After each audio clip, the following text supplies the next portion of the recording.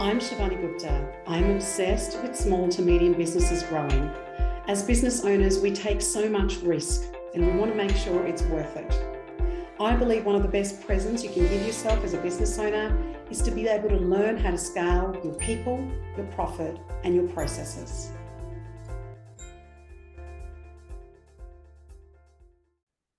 Welcome to Grow Your Business podcast. I'm really excited to have another fellow Queenslander from my state here in Australia, Kate Langford. Kate was introduced to me to see if we could have her come and share her expertise and wisdom on this particular podcast. Kate is the CEO at Kate Langford Career Business Consulting.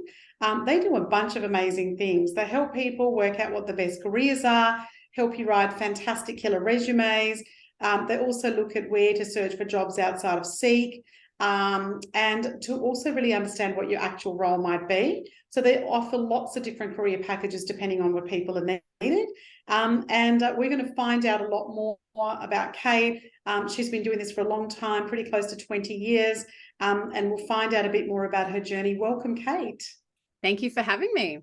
Oh, thank you for being here. Now, tell us a little bit about your journey. Tell us what got you here, but tell us more of the big highs and the big lows in terms of all the adversity and challenges that you faced. And so we've got a bit deeper understanding of who you are. Yeah, so look, I started this business. So I have Kate Langford Career Consulting, which I started 5 years ago, back in 2018. And I'm now in the midst of launching, been working in Kate Langford Business Consulting for the last 9 months, building that business as well.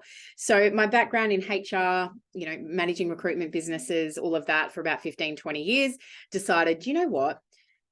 I want to help the people. So instead of helping the employers all the time, I found that passion piece for me. And what really lit me up was actually helping the people. So I think when you're starting a business, it's super important to know what that passion piece is, because doing what you know and what you're good at isn't necessarily the answer to starting a business. And so I help a lot of people with that. So started this 5 years ago, 2 kids under 3, left a high-flying corporate career, had it all made, but it wasn't enough. And I chased the dream, starting in my garage, all by myself. And then, starting this business and working it up now to a team of 15 Australia-wide and New Zealand. And 7-figure turnover, working 3 days a week with 3 kids under 8.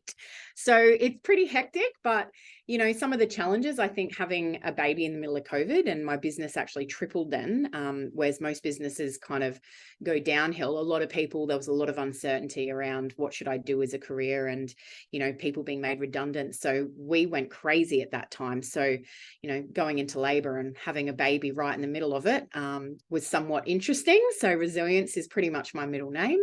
I think, in starting KLBC, which is Kate Langford Business Consulting, for me was about really wanting to show and help women in particular. I mean, I work with men too, but being able to have it all, why can't we start that business and be a mum and do all those things at the same time? That's fantastic. Thank you for that. I love that. You're like 3 days a week, 3 kids under 8. I'm like, yeah, I love the pace that you speak at. I'm like very similar pace there as well, Kate. And so I guess when challenges come your way, lots of challenges as you're growing a business to 15 staff across a couple of countries, and lots of challenges bringing up 3 young humans. And do you have like processes, ways that you deal with challenges? What's your process? Go-to systems, like I know some people journal, some people do this. What do you do when stuff comes in your way? So look, I have this theory of risk versus reward. I mean, I'm sure a lot of people do, but I sit down and I really ask myself, can I see it? Can I visualize it? Can I feel it? So I'm quite big on the gut, and it takes time to nurture that gut. But, I really sit down and say, okay, what's the worst that can happen? Can I handle that? And if I can, then I go for it. So I kind of do that really quick risk analysis in my own head to see if it's something that's doable. But, and then I go back to my why, so everyone talks about it. But for me, my why is being there for my kids and being at every sports day and being there. So if it's interrupting or it's going to affect that, then I know it's a no.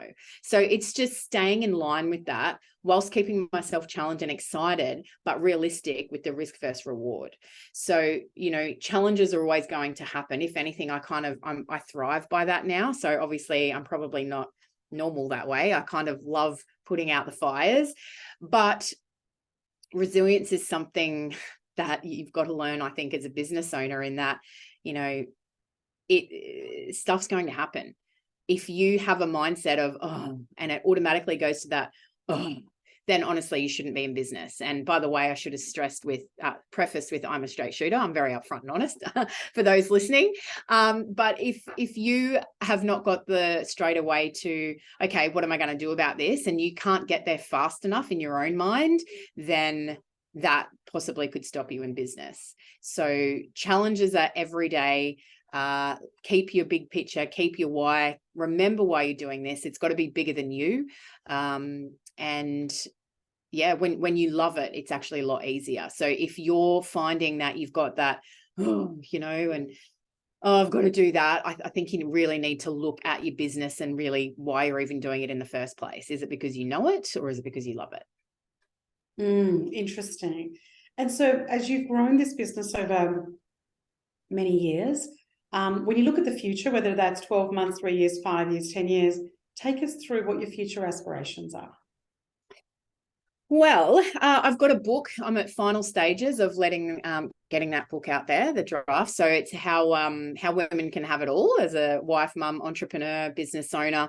I have a Kate Day every Friday, so I'm very passionate about that, where I'm not a mum, I'm not a business owner. It's cleared for lunches, saunas, sleeping, beach, whatever it is that I need that week. I fill my tank on a Friday. Wednesday, I'm with my little one, my 3-year-old, and that's sacred. Phone off, swimming lessons, all those things. And then I do every school drop off and get home at 5 o'clock on the other 3 days. So I'm quite regimented when it comes to structuring my life and my days, but massive on self-care, which, for everyone, it takes a bit to be okay with that. So that's a really powerful piece. So I've got a book that's launching in probably about August. Kate Langford Business Consulting, I'll be doing a proper launch on that. So I've got about 7 or 8 clients right now, but I haven't really told anyone or told the world. So I'm very excited, where I take people that are in the corporate world and want to start their own jam and how to do that. So that's the big aspiration. And look, for me, workshops, keynote speaking, really getting out there and just helping the masses. I've got a vision of standing on stage to thousands of people, helping them to find that inner confidence. I was at a barbecue on the weekend and someone come up to me and went, "Oh my God, Kate," and she was crying. She goes, "When I'm having a bad day and I watch your live, I go, yeah, if Kate can do it, I can." And that was just like, I even get emotional now thinking about it. That's the impact that I want to have for women across the board, to be able to go, it's not a pipe dream, it's bloody realistic. So yeah, and scaling, obviously a team of 15, but I want to get in every state in Australia this year and really make this head office here on the coast. Awesome. That's great. What about leadership, philosophies, things you live by, things that are really important to you in terms of just how you operate? It sounds like you're super clear about, and you've got very clear boundaries, if I can use that word, in terms of time with family, time at work, growth, aspirations. But tell us about some of the philosophies that you love and you try and live by. Oh, philosophies. Look, I'm quite big on integrity. So, it's such an overused word, so many people do that, but I walk around in my office with no shoes on. I am grounded. I talk to them. They come in, they tell me what's happening in their day. I can see what's going on before they can. I talk to them like they're humans. When I interview, everyone meets them. My culture is something I'm really sacred about. I don't care what skills you've got. If you're not the right culture, you won't come in the door. So I'm very protective of that. Asking them a lot of questions. I don't want to necessarily lead, and this sounds weird, but I want the team to lead itself, and I'm here should they need support or questions and keep things on track or boundaries, but they know that I give them the earth. And I have a saying when I interview or I'm wanting to hire, I say, look, if you take advantage, you're gone. That's my only rule.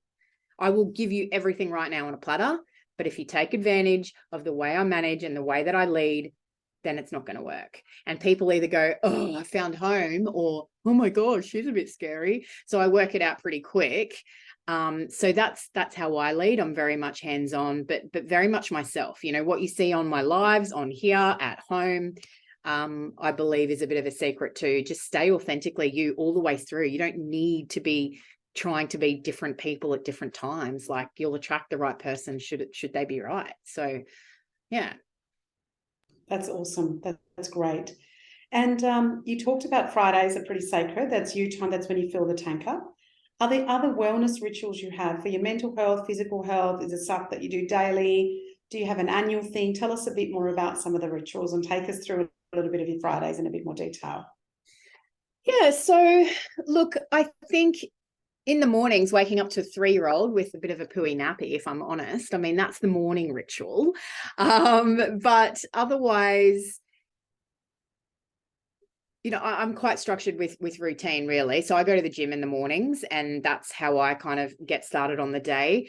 I do a bit of journaling, not every night, but when I feel it. And sometimes that's in the middle of the night. Sometimes that's at 5 a.m. So I'm quite big on getting whatever's in my head out on paper. I always have something next to my bed. I always have a massage booked every Friday. So I wake up in the morning, I'll do the gym, and then I'll make sure, you know, like a lunch with a different person that fills my tank, and having that two-way street, my goodness, is critical. It only took me the last probably 2 or 3 years that I had not necessarily the right people in my circle, because it was take, it wasn't give and take. And so that's a massive lesson, that you need to utilize your time right. But no, massages. So once a year I'll go away. I go up to Noosa for 2 nights by myself and just sit there and do the whole room service stuff, just to treat myself for, Kate, you work hard, you're allowed to receive. So I do that.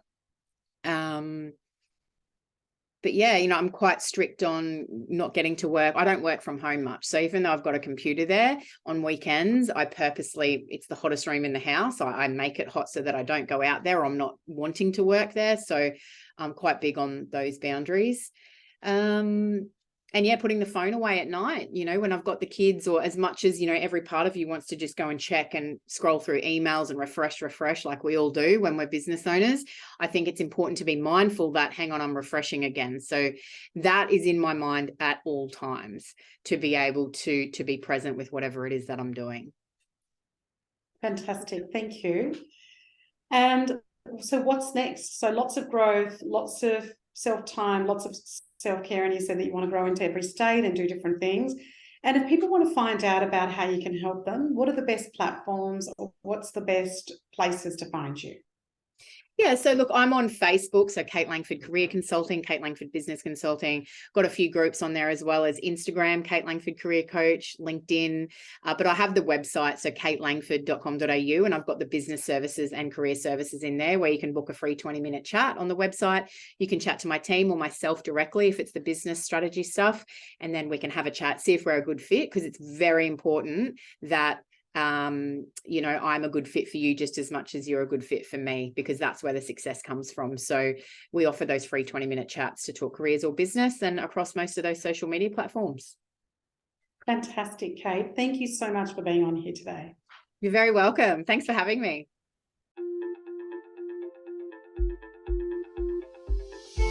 I'm Shivani Gupta, and you've been listening to the Grow Your Business podcast.